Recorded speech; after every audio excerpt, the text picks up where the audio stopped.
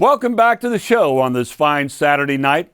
Next week begins the girls' postseason, and there are a couple of Houston area teams that have state title aspirations. We take a look at some players that could lead them there in our Randall's Next Level.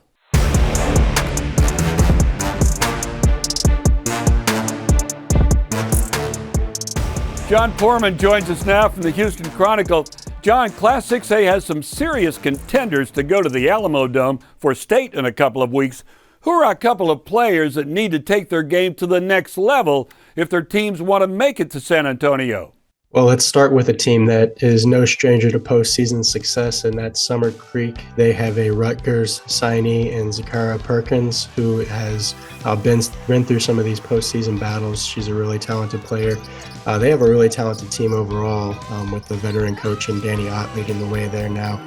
I look at Isla McDowell over at Cypress Springs. She's one of the top players in the country for the junior class. Looking at Justice Carlton, of course, at Seven Lakes. They've really seemed to catch fire down the stretch of the regular season, and she's a McDonald's All-American, and we all know the great career that she's had. Shantaria Anumale at Fort Bend, Austin has really been kind of a breakout star for them. She's signed with St. Louis University.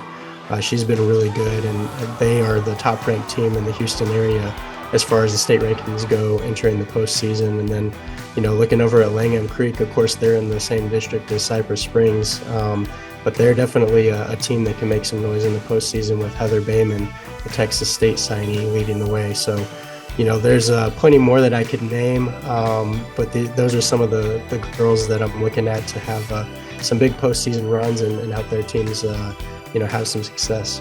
All right, Jon, thanks so much for joining us, and we'll catch up with you again next week. The Next Level is brought to you by Randall's. Randall's, fresh foods, local flavors.